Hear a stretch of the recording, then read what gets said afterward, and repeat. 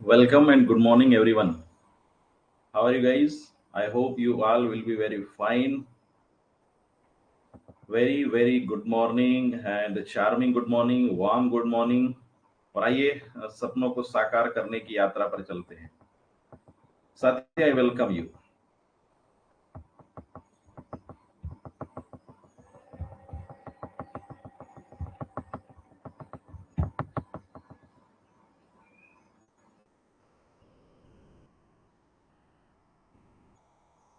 चलिए.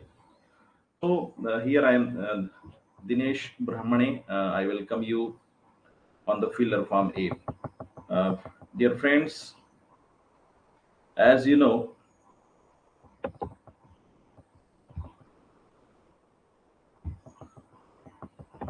one second. So एक नए सेशन को लेकर के हम एक्साइटेड हैं. We all are excited having new session. UGC NET दिसंबर 2023 को लेकर के हम लोग आपके बीच में हैं. Filler form app totally dedicated है यूजीसी नेट जेआरएफ के लिए. एंड स्टूडेंट, सबसे अच्छी बात यह है कि हमारे एडमिशन अभी भी चल रहे हैं, अभी स्टार्ट हुए हैं. You can join our courses और आप नेट जेआरएफ करने के सपने को साकार कर सकते हैं. पेपर 1 और पेपर 2 दोनों के लिए हमारी जो नई बैच है वो 9 जुलाई से स्टार्ट हुई है. आपको फ्री क्लासेस यूट्यूब पर भी मिलेगी और हमारे पूरे कोर्स के लिए आप ज्वाइन कर सकते हैं फिलर फार्म. ये हमारे कॉन्टेक्ट नंबर है स्टूडेंट, है ना, आप देख सकते हैं. ठीक है, 8098378444. So once again I welcome you. ये हमारे जो कोर्स है, नई बैच है पेपर 1 पेपर 2 के लिए स्टूडेंट. तो अभी आप देख सकते हैं दिसंबर न्यू बैच की अगर हम बात करें तो यहाँ पर हम पेपर 1 पेपर 2 के लिए नोट्स, लाइव क्लासेस, एमसीक्यू आपको बहुत सारे मिलेंगे, है ना. फुल नोट्स आपको मिलते हैं रेगुलर. पेपर 1 बहुत नॉमिनल चार्ज है साथियों, 1999 रुपीज. एंड पेपर 2 भी उतना ही है, आप देख सकते हैं, है ना, 1999.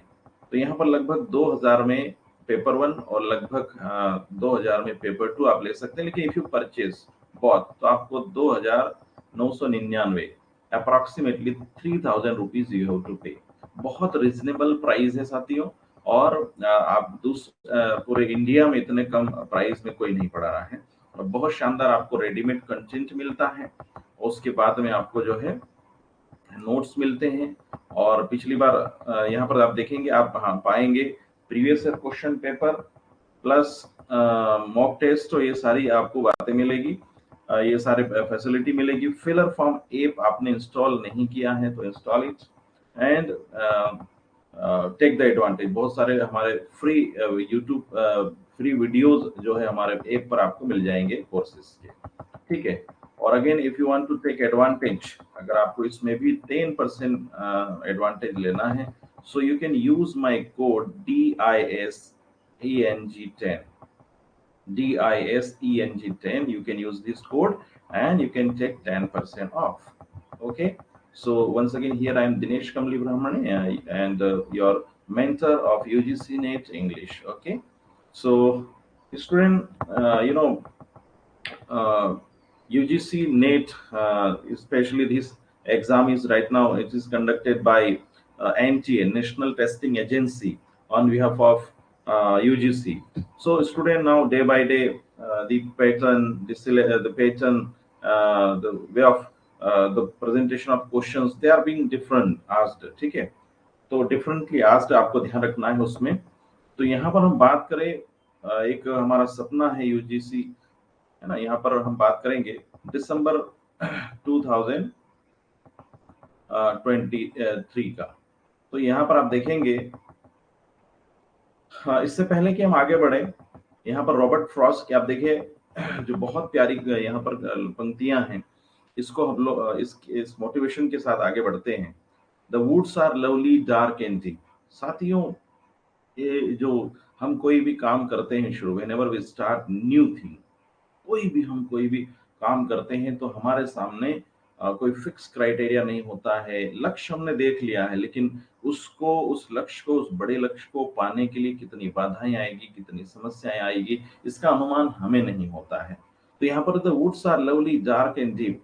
आप यहाँ पर वुड्स की जगह अपने गोल्स को कह सकते हैं, लक्ष्य को कह सकते हैं, अपनी ज़िंदगी से जोड़ सकते हैं।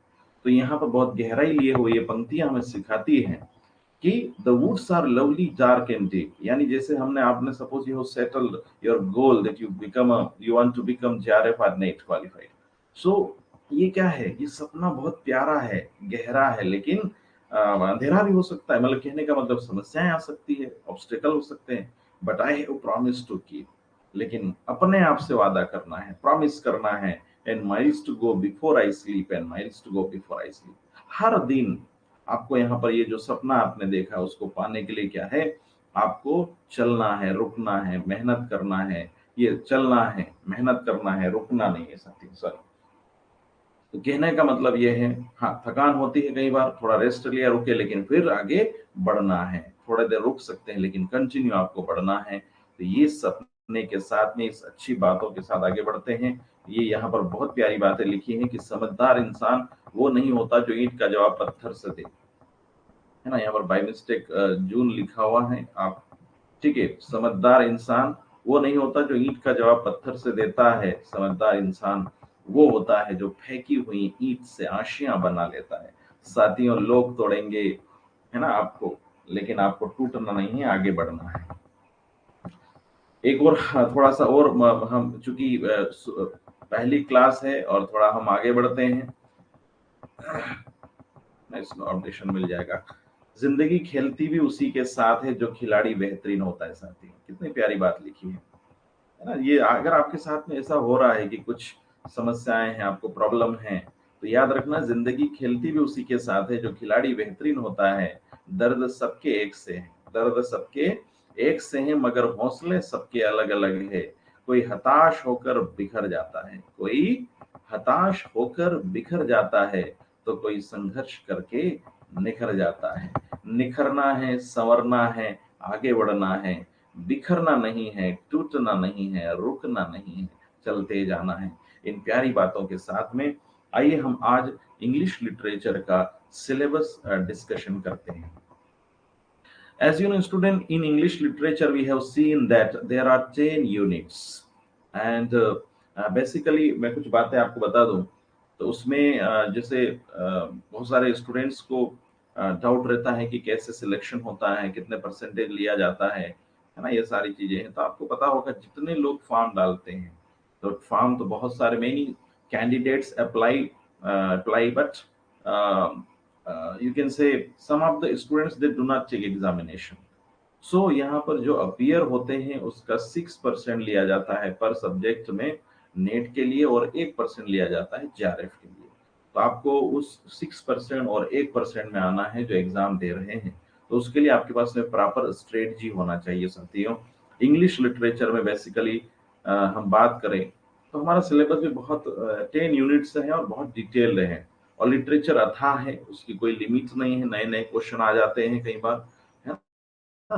तो लेकिन फिर भी हमें, इसका मतलब ये नहीं कि हम तैयारी बंद कर दें, हमें तैयारी चालू रखना है, तैयारी हमें करते रहना है, लगातार करना है, ठीक है। सो यहाँ पर हम बात करें सिलेबस में, हमारी जो पहली यूनिट है ड्रामा। तो ड्रामा में यहाँ पर हम देखिए जो नया जो सिलेबस डिजाइन हुआ है उसके तहत हम बात करें तो when we talk about drama, first of all, क्या आप जानते क्या है drama? Drama it is a you know एक you can say it is a kind of play which is enacted on the stage और परफॉर्म्ड ऑन द स्टेज, है ना, जो प्ले किया जाता है। आप सोच सकते हैं इन एंशिएंट टाइम, पुराने समय में, when our ancestors are our you can say, जो हमारे जो एंसेस्टर्स हैं, जो पूर्वज है, उनके पास में कोई इंटरनेट के या इंटरटेनमेंट के ऐसे कोई साधन नहीं हुआ करते थे।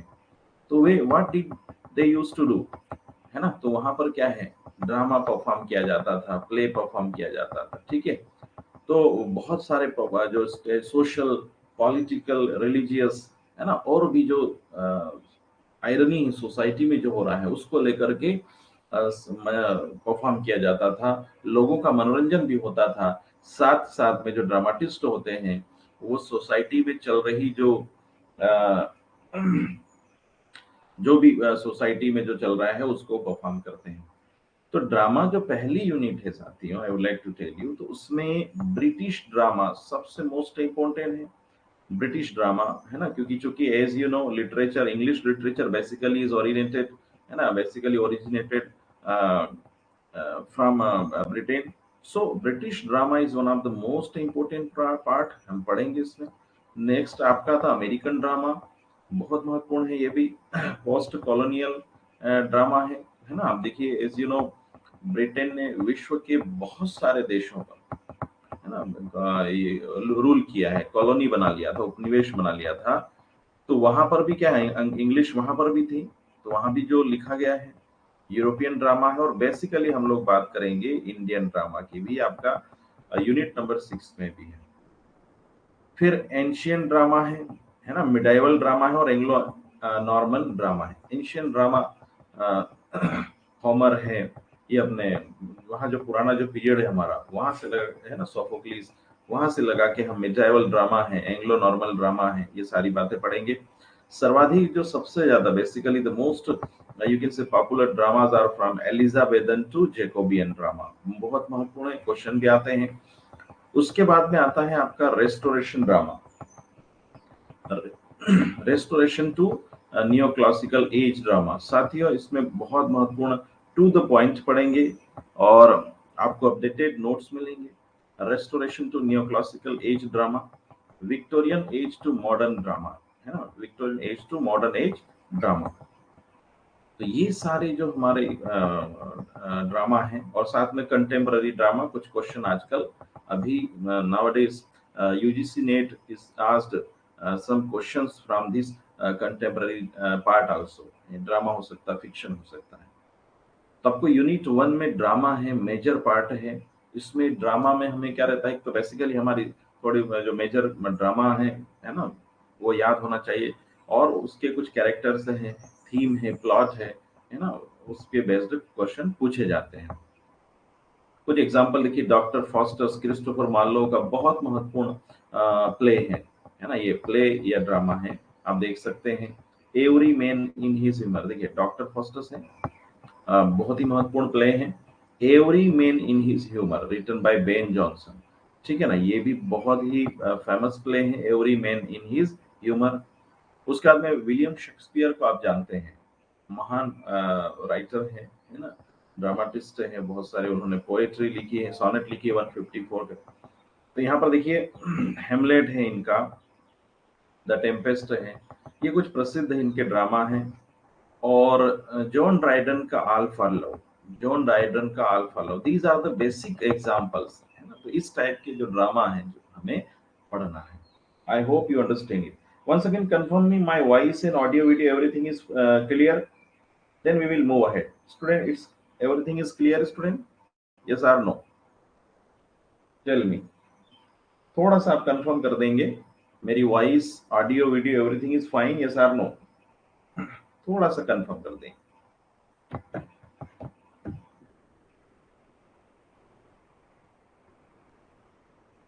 My voice is clear?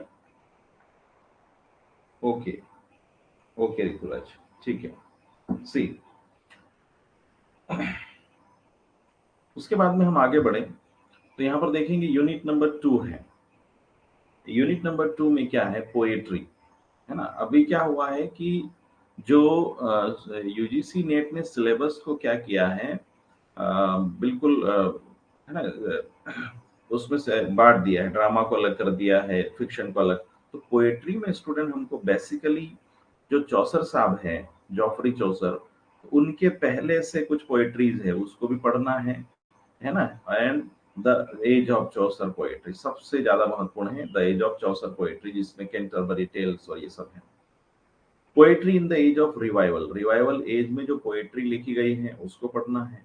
The Elizabethan poetry है, एलिजाबेथ, है ना। और प्यूरिटन और रेस्टोरेशन एज पोएट्री है, प्यूरिटन एज में भी लिखा गया है, उसको पढ़ना है। नियो क्लासिकल या ऑगस्टन एज बहुत महत्वपूर्ण एज है साथियों, वी हैव टू स्टडी, है ना। ये आपको देखो, जब तक सिलेबस नहीं पता है, आगे बढ़ लेते थोड़ा सा। द रोमांटिक एज पोएट्री है, द विक्टोरियन पोएट्री है, modern contemporary age and American poetry, और सबसे ज्यादा महत्वपूर्ण है ब्रिटिश पोएट्री।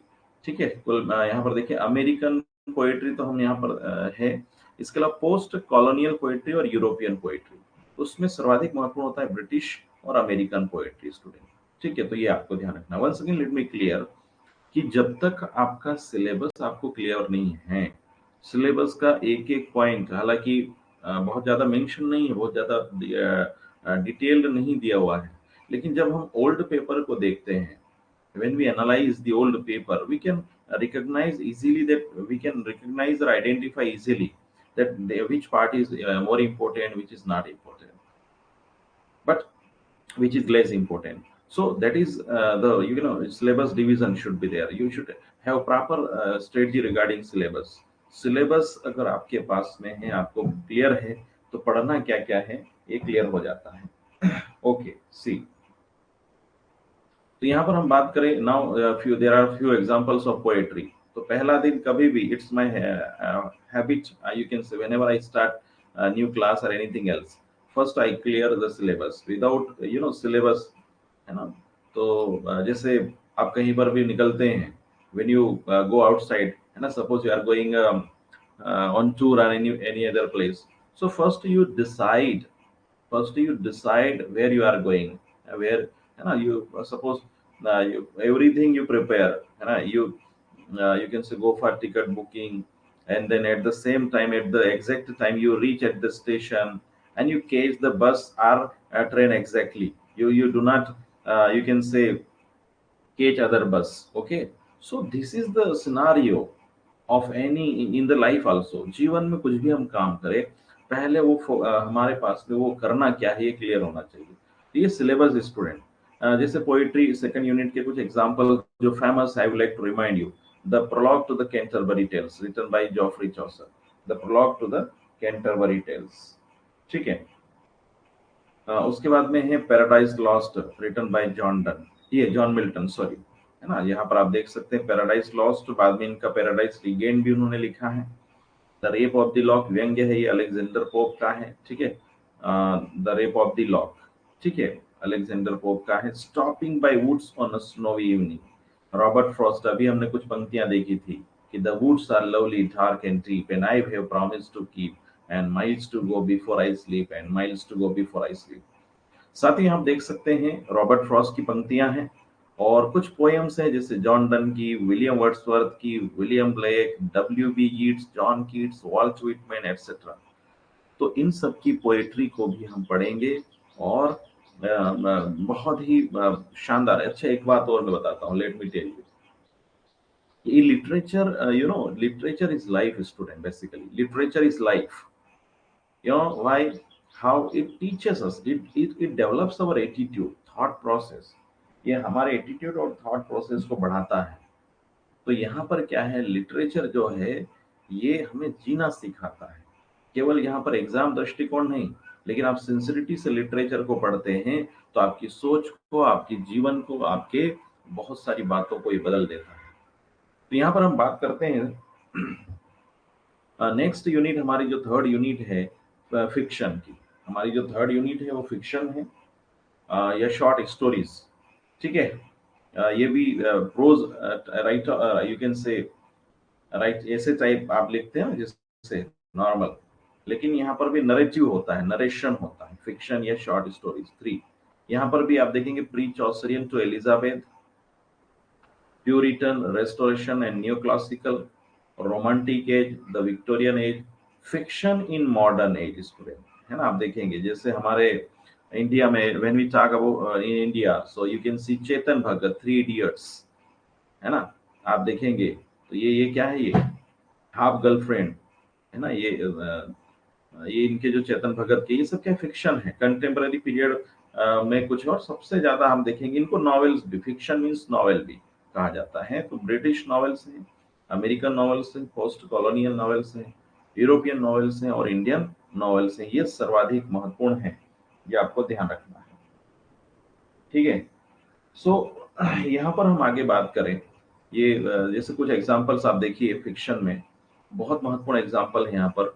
गुलिवर्स ट्रेवल्स, है ना, जोनाथन स्विफ्ट का है गुलिवर्स ट्रेवल्स, ये आपको पता होना चाहिए। रॉबिन्सन क्रूसो, डेनियल डेफो का वेरी फेमस है साथियों। Why I am giving these examples so that you can identify which kind of you can say literature we are talking about.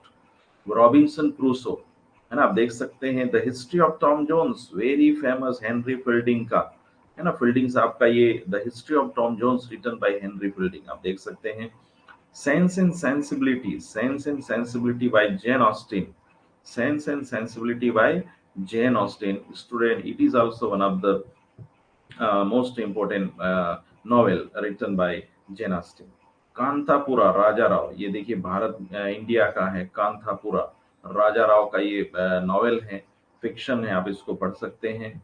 Short stories में देखिए shooting an elephant, shooting an elephant, George Orwell, है ना, जो कि short story भी लिखते थे।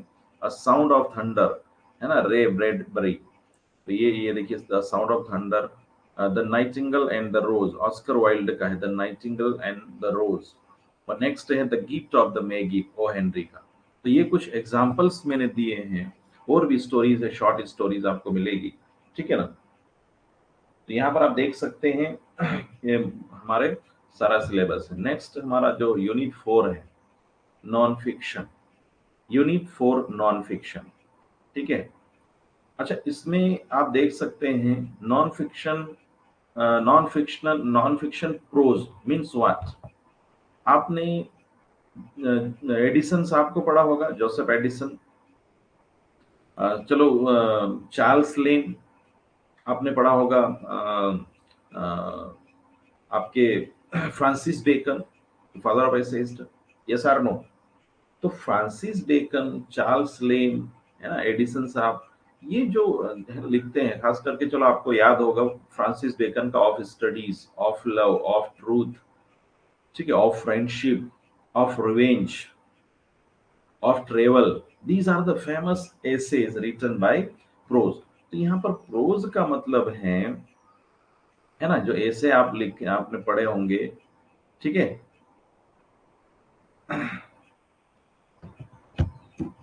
जो ऐसे आपने पढ़े हैं,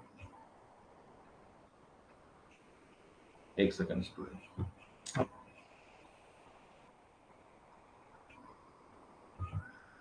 ठीक है ना। तो जो ऐसे आप पढ़ते हैं, तो वो भी यहाँ पर आते हैं, जितने भी हैं, है ना। तो नॉन फिक्शन में खास करके हम देखते हैं एंग्लो नॉर्मन पीरियड, ये नॉर्मन पीरियड बहुत फेमस है साथियों, इंग्लिश में, है ना, नॉर्मन पीरियड। उसके पहले एंग्लो सेक्शन आप देखेंगे, एंग्लो सेक्शन पीरियड, और लेकिन बाद में वापस फिर से नॉर्मन पीरियड डोमिनेट हो जाता है। बाद में Puritan to the romantic age, है ना, यहाँ पर भी ऐसे लिखे गए, निबंध लिखे गए हैं। The Victorian and modern non fiction, है ना, यहाँ पर भी ऐसे और निबंध लिखे गए हैं। Contemporary American and non British non fiction, है ना, यानी जो अमेरिका में लिखा गया है, और नॉन ब्रिटिश, नॉन ब्रिटिश का मतलब one thing let me clear, क्योंकि इंग्लिश क्या है, पूरे दुनिया में जा चुकी है, और अब ग्रेजुअली यू कैन से many intellectuals started writing in English because Britishers, they ruled all many countries of the world. So gradually they have imposed their language, English, as a compulsory language in their ruling countries. ठीक है, तो अपनी जो भाषा है English है, उसको क्या किया उन्होंने, दुनिया में अलग अलग देशों में उन्होंने राज किया, तो वहां पर अंग्रेजी को भी उन्होंने लागू किया, और यही कारण है कि लोग इंग्लिश को जानते गए और उसको इम्प्लीमेंटेशन करते गए। ठीक है, आई होप यू अंडरस्टैंड इट। यही कारण है कि अन्य देशों में भी साहित्यवाद में, in other countries also literature is started written, ठीक है, तो लिटरेचर लिखना शुरू किया गया। तो यहाँ पर हम बात करते हैं खास करके, आप देखेंगे ब्रिटिश सबसे ज्यादा महत्वपूर्ण है, अमेरिकन है, पोस्ट कॉलोनियल नॉवेल्स है, यूरोपियन है ना, ये सॉरी यहाँ पर नॉवेल्स में उधर आएगा, है ना, ये नॉन फिक्शनल प्रोज है, ठीक है। तो ये भी नॉन फिक्शनल प्रोज की हम बात करते हैं, तो ये सारी बातें आपको कवर करना है, आई होप यू अंडरस्टैंड, ठीक है। चलिए, उसके बाद में हम बात करते हैं एग्जांपल्स। देखिए यहाँ पर बहुत ही फेमस ऐसे हैं, प्रोज है, लिखे गए। Self reliance, Ralph Waldo Emerson, student from America, Ralph Waldo Emerson, self reliance, है ना, सेल्फ रिलायंस, कितना बेहतरीन ऐसे हैं, आप पढ़ सकते हैं। एसेज ऑफ फ्रांसिस बेकन, मैंने नाम लिया, of studies of love of truth, ये सब क्या है? ये देखिए, द स्पेक्टेटर, एडिसन साहब और स्टील के द्वारा लिखे गए हैं। द स्पेक्टेटर, ठीक है ना, the Tatler, the Spectator, very famous essays written by Addison and Steele. और फिर उसके बाद में है एसेज ऑफ चार्ल्स लेम, है ना, ड्रीम चिल्ड्रन, बहुत फेमस ऐसे है इनका, dream children, essays of Charles Lamb. और फिर उसके बाद में है द प्रिंस, है ना, निकोलो मैकियावेली,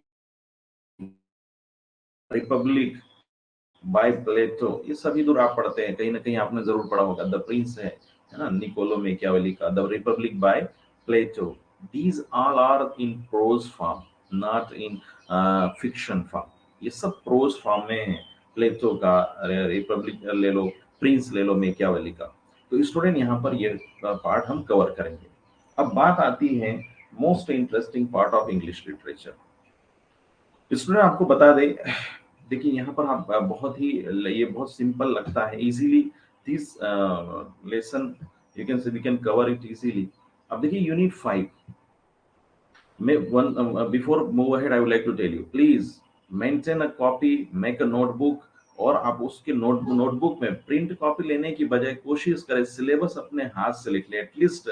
आप यहाँ पर जो आपको रिकॉर्डेड क्लास भी मिलेगी, तो इन्हीं वीडियोस को आप रिकॉर्डेड वीडियोस को देखते हुए पॉज करके और उसको लिख सकते हैं। मैंने बहुत अच्छे से उसको क्लासिफाई करने का प्रयास किया है। You can write your self in your copy, because when we write the topic, so we revise it, we remember it, we memorise it, हमें याद आता है अच्छे से, है ना। तो सिलेबस आपको कंठस्थ होना चाहिए, इट शुड बी मेमोराइज्ड, है ना, कौन सी यूनिट में क्या टॉपिक है और क्या पढ़ना है। तो जब आपको रास्ता क्लियर होता है तो हमें आगे बढ़ने में आसानी होती है। यूनिट 5 साथियों पूरी इंग्लिश जो लैंग्वेज है और उसको लेकर के है, लैंग्वेज को लेकर के बेसिक कॉन्सेप्ट है, थ्योरीज एंड पेडागॉजी। अब यहाँ पर देखिए पेडागॉजी, ये पेडागॉजी आप देख सकते हैं, पेडागॉजी में पढ़ाने का तरीका है, क्योंकि एक चूंकि इंग्लिश लैंग्वेज है, थ्योरीज क्या है, पढ़ाने के क्या क्या तरीके हैं, कुछ बेसिक जो ट्रिक्स एंड टिप्स हैं, कुछ यहाँ पर थ्योरीज है, उसकी हम चर्चा करते हैं इसमें। तो first of all, what is language? As you know, medium of expression, medium of expression. जैसा कि हम जानते हैं, यहाँ पर ये जो लैंग्वेज है, ये क्या है? मीडियम ऑफ एक्सप्रेशन है। तो लैंग्वेज जैसे भाषा की क्या है? एक अभिव्यक्ति है। आज अभी आप you have connected with me from different different parts of India, है ना। तो यहाँ पर ऋतुराज जी आप कहाँ से हैं? Yes tell me. आप कनेक्टेड है तो ये एक लैंग्वेज है जिसके माध्यम से हम जुड़े हैं। You can understand me, sometime I speak in Hindi, sometime I speak in English, and you understand my language, my presentation, and that is why you are connected. And how we are the medium, electronically we have connected, है ना। Medium तो है, लेकिन सबसे बड़ा जो माध्यम है वो भाषा है, because you are understanding. Munger, where is it? ये state, in which state you are from?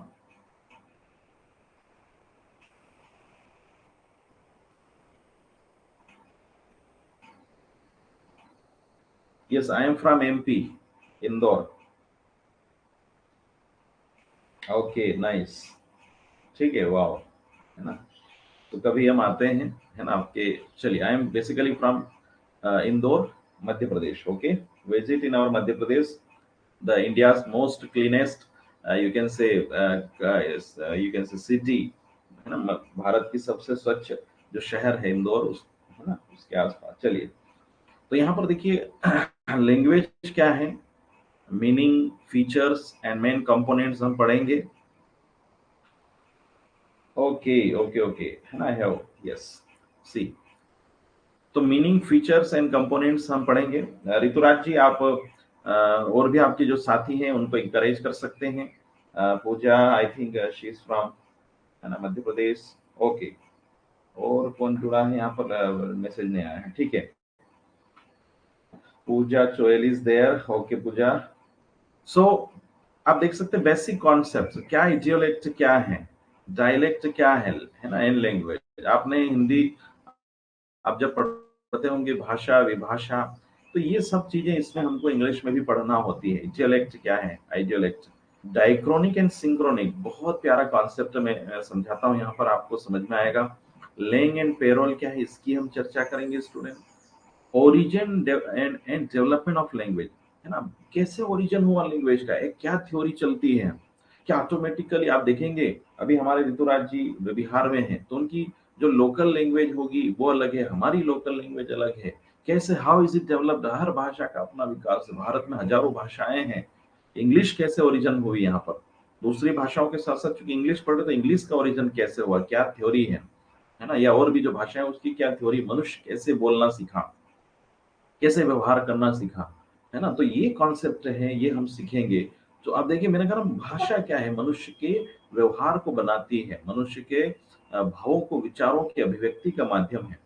और उसके बाद में पेडागोजी में कुछ पॉइंट्स आपको पढ़ना है, जिसमें मेथड्स ऑफ टीचिंग है, डायरेक्ट मेथड मेथड है, ग्रामर ट्रांसलेशन है, ऑडियो लैंग्वेज है, लैंग्वेज इक्विजिशन है स्टूडेंट, ये हम पढ़ेंगे कैसे हम लैंग्वेज को एक्वायर करते हैं, या ऑटोमेटिक आती है ना। जैसे कोई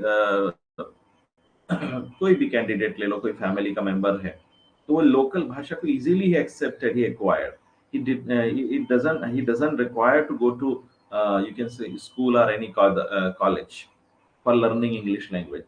क्या है, ऑटोमेटिकली बोलते बोलते समझते समझते सीख जाता है। पेडागोजी आप यहाँ पर देखिए, linguistic principle of teaching in English, linguistic principle, है ना। तो अब जब आप basically when you teach English, जब आप अंग्रेजी पढ़ाते हैं तो क्या प्रिंसिपल है, उस प्रिंसिपल्स की हम बात करेंगे, ठीक है। That is important. सी, बात करते हैं हम, हमारे यूनिट नंबर 6 है, English in India, one of the most important part student. अच्छा देखिए, आप अपने स्टेट के सेवरे, अपने जो स्टेट के स्टेट या स्लेट भी दे सकते हैं, है ना। अब आप जान सकते हैं, अभी 1 जुलाई से यूजीसी ने नोटिफिकेशन भी स्पेशली जारी कर दिया है। पहले एक चल रहा था कि पीएचडी कंपलसरी होगा यूनिवर्सिटी और, है ना, उसके लिए, लेकिन अब 1 जुलाई से अब ये कर दिया है कि पीएचडी ऑप्शनल है, कंपलसरी नहीं है। आप, you can apply if you have qualified net, set और स्लेट, है ना, जो आपकी स्टेट में होता है, जैसे एमपी सेट होता है हमारा, जैसे नेट सेंट्रल गवर्नमेंट लेता है एग्जाम, वैसे ही जो है सेट जो होता है वो स्टेट लेवल पर होता है, एलिजिबिलिटी टेस्ट है, और आपने सेट पास किया है तो आप जो स्टेट के जो कॉलेज है वहां पर रिक्रूट होने के लिए एलिजिबल हो जाते हैं। तो आप सेट के लिए भी आप अपने स्तर पर तैयारी कर सकते हैं। English in India, history, evolution and futures में हम बात करेंगे, हिस्टोरिकल बैकग्राउंड क्या है। स्टूडेंट आप बताइए मुझे, आप जानते हैं, लेट मी टेल यू, आप, है ना, इंग्लिश हमारे यहाँ पर पहले से नहीं थी। एज यू नो, इन 1599, 1599 में, when Elizabeth first, you can से, gave permission to the East India Company to work in Eastern countries, especially in India and other countries. So the English or Britishers came in India for the purpose of trading. Actually, at the beginning, they have purpose of trading, business, doing business, but gradually they captured our administrative, you can say power, and they captured, they hold administrative power and they ruled over us, and that, and the same way they started imposing English language also. आप जानते हैं 1600, 1599, 1600 के आसपास क्या है, अंग्रेज भारत में आते हैं, और आप जानते हैं क्यों आते हैं, they come here for doing business, और व्यापार करने के उद्देश्य आते हैं। लेकिन धीरे धीरे क्या है, उन्होंने शासन प्रशासन में भी रुचि लेना शुरू कर दिया, और भारत पर एक लंबे समय तक शासन किया।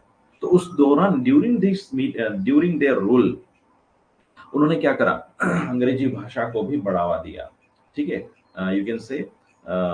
सो फिर बाद में जो है बहुत सारे इंडियन ने इंग्लिश को सीखा, अंग्रेजी को सीखा, इंग्लैंड गए एजुकेशन के लिए, और वहां से जब लौट के आते हैं, या और भी जो है इंग्लिश पे जिनका कमांड होता गया, तो धीरे धीरे धीरे धीरे क्या है, अंग्रेजी का बोलबाला बढ़ता गया, और बहुत सारे इंटेलेक्चुअल्स हमारे जो बौद्धिक वर्ग के हैं, है ना, उन्होंने अंग्रेजी में भी लिखना शुरू किया। ठीक है, तो पहले शुरुआत में इंग्लिश का बैकग्राउंड क्या रहा उसकी हम चर्चा करेंगे। खास करके जो द चार्टर एक्ट 1813 में है, जहां पर पहली बार शिक्षा की बात होती है ना, तो यहाँ पर ये चार्टर एक्ट में कुछ प्रावधान होते हैं इंग्लिश लैंग्वेज को लेकर।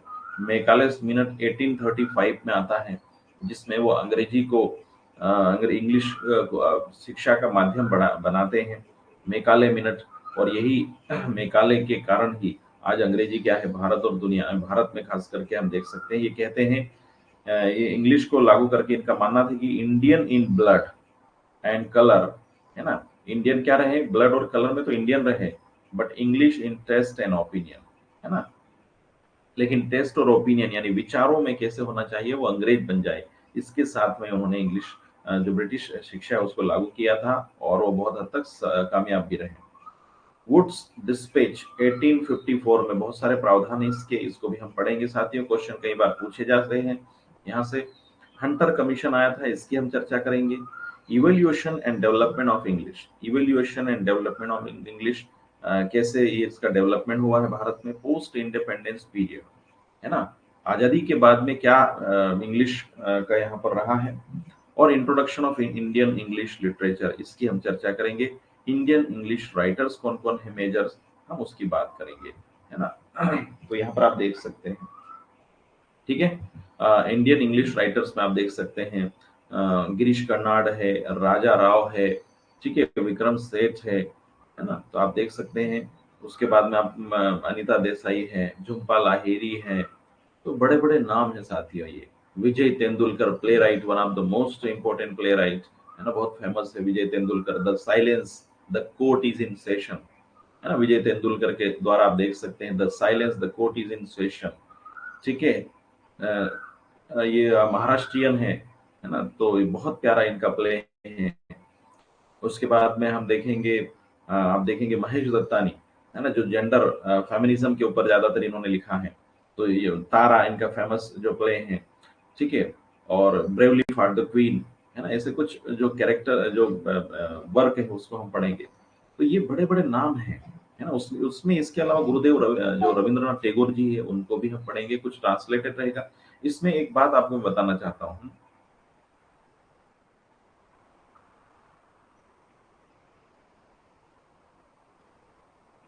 इंग्लिश इन इंडिया की हम बात करें तो इंग्लिश इन इंडिया में इंग्लिश लिटरेचर इंग्लिश में लिखा गया।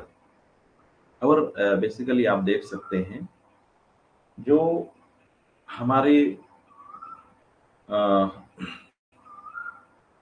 इंग्लिश राइटर है उन्होंने इंग्लिश में भी लिखा, लेकिन जो पहले से साहित्य लोकल भाषा में लिखा गया है, जैसे बंगाली में है, हिंदी में है, मराठी में है, तो उसका इंग्लिश ट्रांसलेशन भी है। तो यहाँ पर आपको दो बातें याद रखना है। Basically in in India English is written, है ना, literature is written in English, but most of the works, है ना, many works have been translated into English from the local languages और फ्रॉम हिंदी, है ना, हिंदी या अन्य लोकल लैंग्वेज से अंग्रेजी में भी ट्रांसलेशन हुआ है, उसको भी हमें पढ़ना है। आई होप यू अंडरस्टैंड, ठीक है। उसके बाद में हमारी यूनिट 7 महत्वपूर्ण है। इस बार क्वेश्चन बहुत आए हैं यहाँ से कल्चरल स्टडीज से, है ना, तो कल्चर एंड कल्चरल स्टडीज, ठीक है, इसमें आप देखेंगे फेमिनिज्म के ऊपर बात होता है, ठीक है ना, पोस्ट कॉलोनियलिज्म है ना, पोस्ट कॉलोनियलिज्म है, ये स्टडीज हम करेंगे। रेमंड विलियम्स जैसे बड़े नाम है इसमें, एडवर्ड सईद है, कार्ल मार्क्स है, जिन्होंने मार्क्सिज्म थ्योरी दी है, डीकंस्ट्रक्शन है, मेजर थिंकर्स ऑफ कल्चर। देखिए इसमें यूनिट 7 और यूनिट 8 जो थ्योरीज हैं, है ना, आप इन दोनों को मिलाकर पढ़ेंगे। स्टुअर्ट हॉल है, होमी के भाभा है, और रोला बाथ है, ठीक है, तो इन ये सारे कल्चरल स्टडीज के पार्ट है हमारे। उसके बाद में हम लिटरेरी क्रिटिसिज्म, लिटरेरी क्रिटिसिज्म में हम क्या देखेंगे, इसमें इसका नेचर क्या है, डेफिनेशन क्या है। क्रिटिसिज्म का मतलब केवल आलोचना करना नहीं होता है, one thing let me clear, one thing let मी, ठीक है, one thing let me clear, it it doesn't mean that यहाँ पर आप, ये इसका मतलब ये नहीं है कि लिटरेचर का मतलब क्या है आलोचना करना, नो, ठीक है।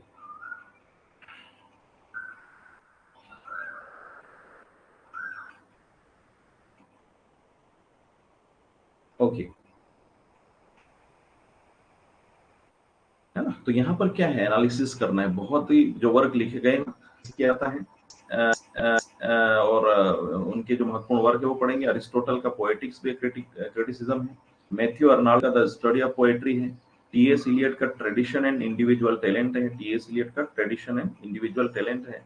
फर्डिनेंड डी सोसर है, nature of linguistic science, types of criticism हम देखेंगे। प्लेटो है, द रिपब्लिक है, प्लेटो का द रिपब्लिक, और लॉन्गिनस का ऑन द सबलाइन। तो ये कुछ क्रिटिकल पार्ट है जिनको हमें पढ़ना है। बहुत अच्छे क्वेश्चन यहाँ से बनते हैं, कम समय में तैयार होने वाली यूनिट है। ठीक है, यूनिट नंबर 6। ओके,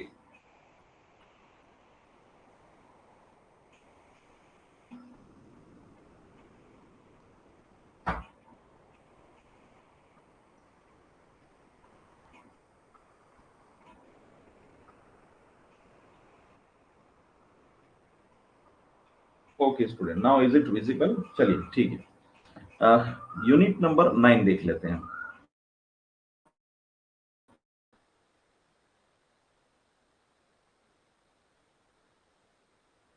तो यूनिट नंबर 9 में क्या है? Literary theory post world war second.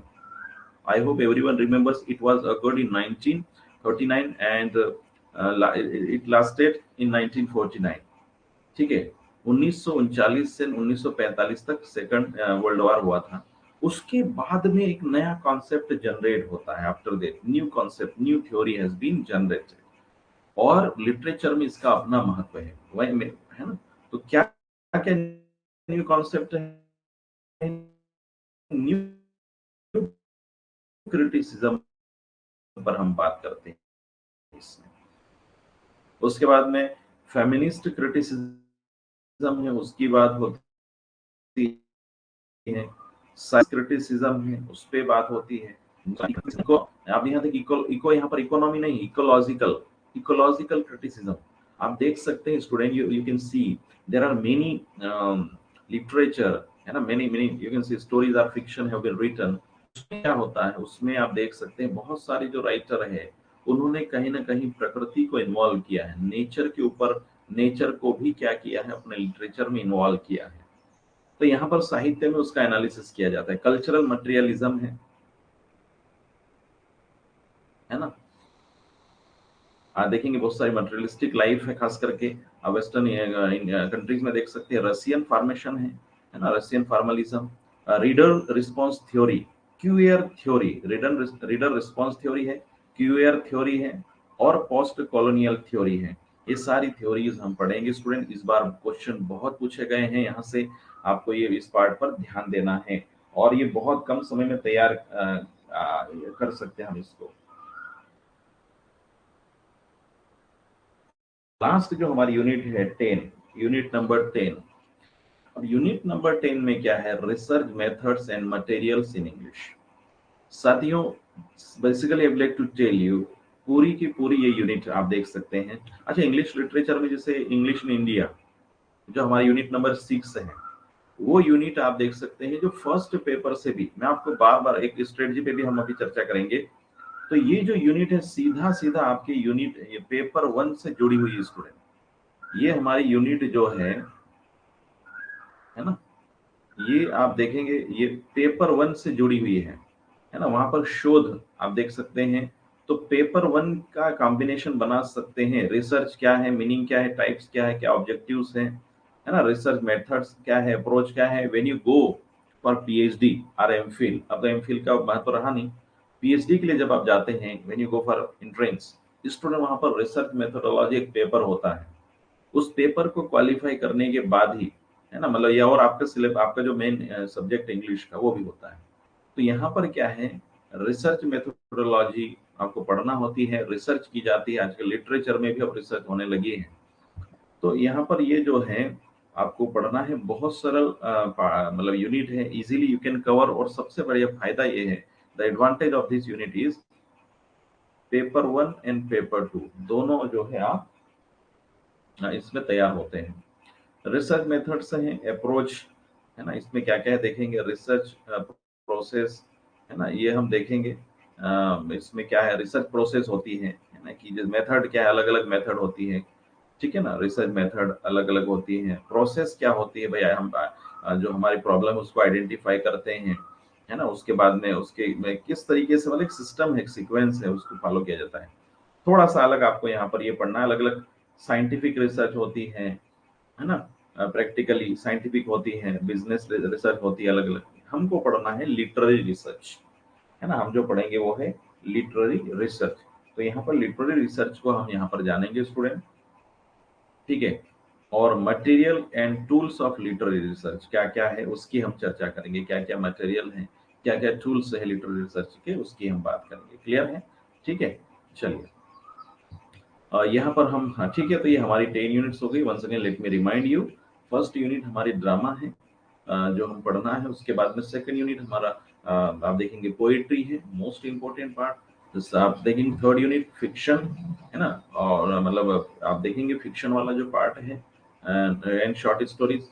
Four unit है नॉन फिक्शन प्रोज, है ना, जिसमें ऐसे आते हैं, निबंध आते हैं, वो हम देखेंगे। अब देखेंगे 5 यूनिट हमारी लैंग्वेज को लेकर के। Language, what is language, basic concept है ना, उसकी थ्योरीज क्या है, पेडागोजी की हम बात करेंगे, है ना।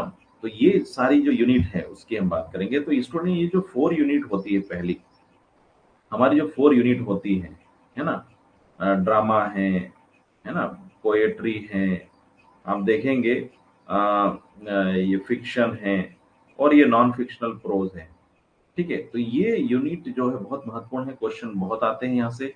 लेकिन साथियों I would like to tell you, ये यूनिट नंबर 5, 6, 7, 8, 9 एंड 10 यहाँ से क्या है, ये इजीली कवर होने वाली है। आप इनको बिल्कुल बिल्कुल, यहाँ पर एक तरफ 4 यूनिट है और दूसरी तरफ 6 यूनिट है।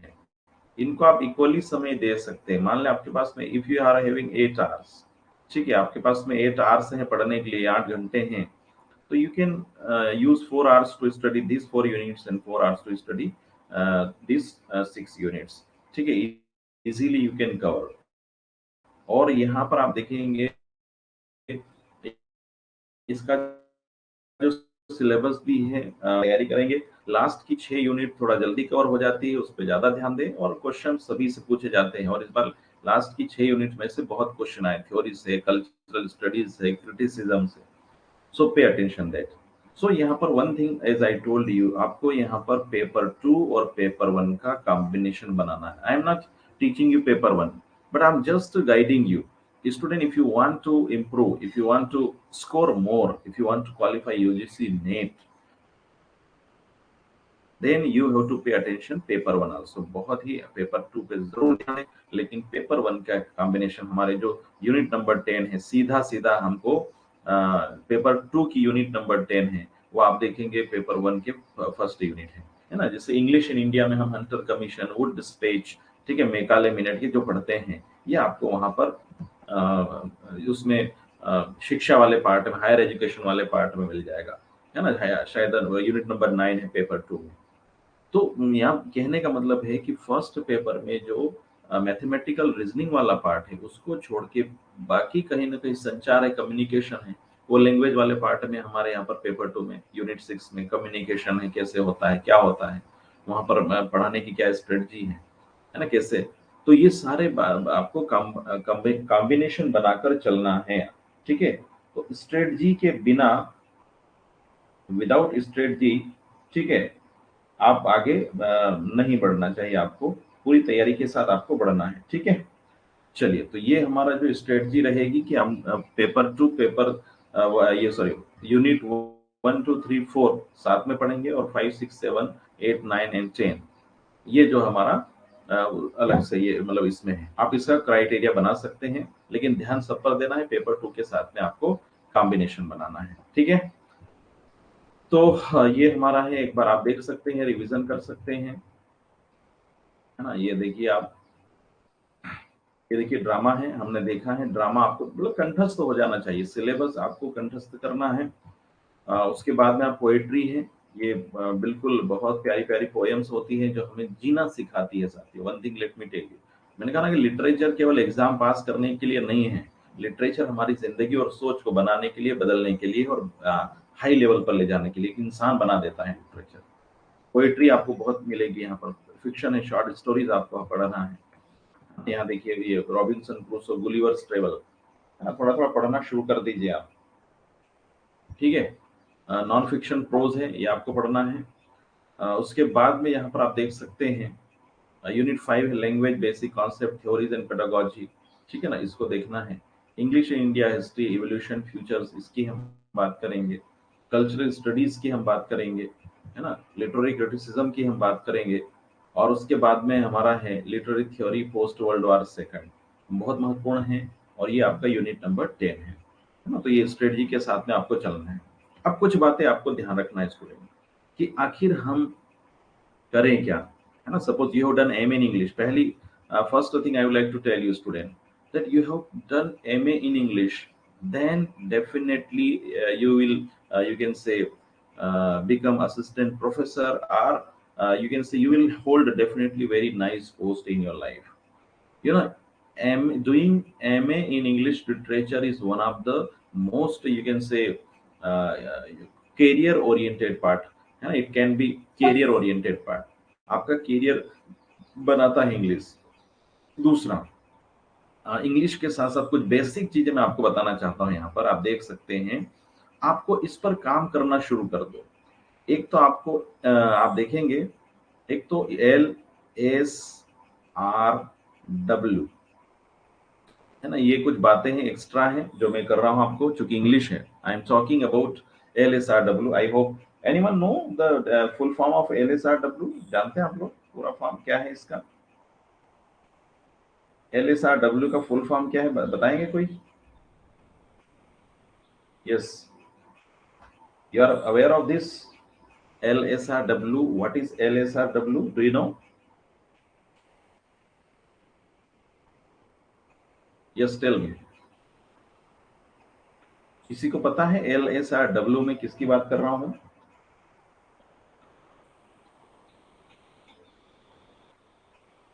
एल, स्टूडेंट आपको यहां ध्यान देना है लिसनिंग पे। Listening in English, listening in English, start listening in English, है ना। आपको इंग्लिश में सुनना है, और सुनने का यहाँ पर केवल सुनना नहीं है।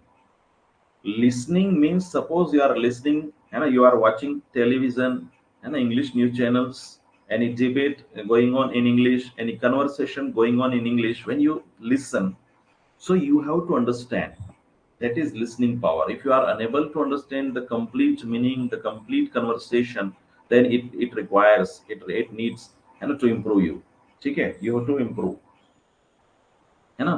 तो ये बहुत महत्वपूर्ण आपको बता रहा हूं मैं। ये इंग्लिश इंप्रूव करने के लिए ये पिलर्स है, दीज आर द 4 पिलर्स, है ना, फॉर इंप्रूविंग इंग्लिश। इस पैरामीटर्स पर आप काम करना शुरू कर दो।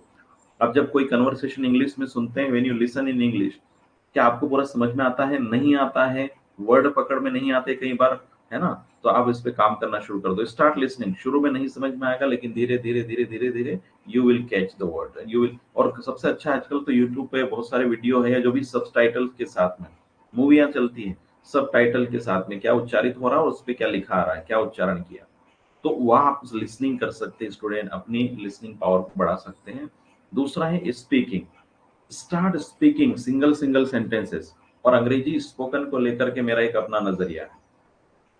आई would like to tell you that when we speak in Hindi, या when we speak our local language, do you um, take, you can say, attention that you speak wrong or right, या grammatically? When you speak, suppose when you speak in Hindi, do you pay attention that you speak Hindi grammatically correctly? जब आप हिंदी बोलते हैं, अपनी कोई local भाषा बोलते हैं, क्या आपको लगता है कि आप ग्रामर के साथ में बोलते हैं, व्याकरण सहित बोलते हैं? क्या आप ध्यान देते हैं कभी कि हम कितना शुद्ध हिंदी बोल रहे हैं? कभी नहीं ध्यान दिया। बचपन से हम बोलना शुरू कर देते हैं हमारी मदर टंग को, ठीक है। Yes or no, Rituraj, agree or not? तो जब हमारी मदर टंग है, हिंदी है, या और भी आपकी जो लोकल लैंग्वेज है, उसको बोलते समय हम व्याकरण का ध्यान नहीं देते, हम सिर्फ बोलते हैं। और हम क्या ध्यान देते हैं कि सामने वाले को बात समझ में आ जाए। तो हम ये क्यों उम्मीद करें कि अंग्रेजी हम बहुत ग्रामेटिकली बोले, करेक्ट बोले? Just speak, start speaking, start speaking, है ना। बस ये है कि the next person should understand what you are saying. जो आगे जो है ना, जो इसको आप कह रहे हैं वो समझना चाहिए, है ना। कहीं पर ईज की जगह आर लगा दिया, कोई दिक्कत नहीं, सामने वाला समझ रहा है ना। Yes or no? So start speaking, start doing practice. तो पहले आप लिसनिंग पावर इंप्रूव करें, दूसरा आप स्पीकिंग के ऊपर काम करें, ठीक है। Second thing I would like to tell you student, वो है रीडिंग। ये क्यों बता रहा हूँ, है ना, why I am telling this, reading skill. Reading skill का मतलब है still many students are there, they complete their MA in English, but you will be surprised to know that they are unable to read properly English exactly, you know, with correct pronunciation, with correct pronunciation. So reading skill should be there with correct pronunciation and with flow, है ना, अटक अटक के नहीं, बहुत ही शानदार तरीके से आपको रीडिंग स्किल आना चाहिए। तो मैंने कहा ना कि अगर आप इस पैरामीटर पे अपने आप को देखना कि आपका लिसनिंग पावर कैसा है, कि आप जब कोई सुनते हैं तो आपको समझ में आता है, नहीं तो आप लिसनिंग करना शुरू कर दो, समझ में आना शुरू हो जाएगा। स्पीकिंग, डर भगा दो, डरना नहीं है, स्पीक इंग्लिश, है ना, रॉन्ग और right no matter, just speak in English, speak small small sentences word, है ना, इंप्रूव इट। और दूसरा है, आप देखेंगे अभी हमने बताया रीडिंग। रीडिंग कैसा है कि रीडिंग में क्या होता है कि और दूसरा, हाँ, रीडिंग बाय स्पीकिंग, यहाँ पर आपको मैं लिखता हूँ रीडिंग बाय स्पीकिंग, है ना, रीडिंग बाय स्पीकिंग। तो यहाँ पर आप देखेंगे, है ना, ठीक है, ये थोड़ा सा हैबिट में नहीं है, हो जाएगा। रीडिंग बाय स्पीकिंग, बोल बोल के पढ़ना। क्यों? इससे आपकी जो जुबान है, टंग है, आपकी जो हमारे वोकल कॉर्ड्स है, ये क्या है, अंग्रेजी के हिसाब से ढल जाएंगे। तो यहाँ पर आपको रीडिंग कैसे करना है, बोल बोल के करना है। दूसरा यहाँ पर क्या है, राइटिंग स्टूडेंट, राइटिंग। तो राइटिंग में आपको ये ध्यान देना है, राइटिंग में आपको ये ध्यान देना है कि suppose I am speaking, you are listening and you write the correct word. Suppose मैंने आपको कहा कोरेस्पोंडेंस, है ना, कोरेस्पॉन्डिंग या कोरेस्पोंडेंस, या मैंने कहा साइकोलॉजी, ठीक है ना, मैंने कहा स्ट्रेटजी, स्ट्रेटेजिक, ये जो वर्ड बोले मैंने, ठीक है। तो आपको जैसे मैंने कहा स्ट्रेटेजिक, आपको ये जो लिखा, अब आप मैंने I delivered word, you listen, now you have to write it with correct spelling, that is writing, है ना। कोई वर्ड किसी ने बोला, कहीं आपने सुना, ठीक है, और उसके बाद में आपको करेक्ट स्पेलिंग के साथ में लिखना, है ना। तो जैसे सामान्य रूप से जैसे प्ले, तो आपको यहाँ पर लिखते आना चाहिए प्ले, है ना, ये PLA आएगा, या प्ले में PLE, नहीं मालूम है तो लोग ये भी लगा सकते हैं, ठीक है ना। तो ये लिसनिंग पावर है, ये राइटिंग पावर है। Writing means to write English with correct spelling by listening, या यहाँ पर आपको ये राइटिंग स्किल स्टूडेंट, यानी आपका इसलिए इस पैरामीटर्स में काम करना शुरू कर दो। Start listening, speaking, do practice of speaking, reading, बोल बोल के पढ़ना शुरू करो, बहुत अच्छे से पढ़ते आना चाहिए। और राइटिंग क्यों, why I am telling, suppose अभी समय है आपके पास में, है ना, right now you are having time, suppose by chance, है ना, if you work hard you will qualify NET. अगर आपका इस चारों पैरामीटर्स में से listening, speaking, reading and writing, LSR W में से कोई एक पैरामीटर्स भी आपका वीक है, तो अभी तो आपको ठीक है, चल जाएगा। लेकिन suppose you qualified, when you will qualify UGC net, and suppose finally you appeared in the assistant professor examination and you got selection, A will get selection. Then what will happen when you have to go to the college for teaching, and then you have to face the students, then what will happen with you, क्या होगा वहां पर, है ना। तब आपको वहां पर कहीं ना कहीं अंदर से आएगा कि यार मुझे बोलते भी थोड़ा बहुत आना चाहिए। राइटिंग, राइटिंग वहां पर आप मान ले बोर्ड पे, suppose you are writing something on board, then what will happen, आपको करेक्ट स्पेलिंग लिखना है, नहीं तो कई बार स्टूडेंट आपको बताते हैं कि नहीं ये गलत है, ये सही है। तो इसलिए इस पैरामीटर्स पे भी काम करना है। Language you have to improve it. I hope you understand it. So here are once again, ये आपका मेरा कोड है, आप यूज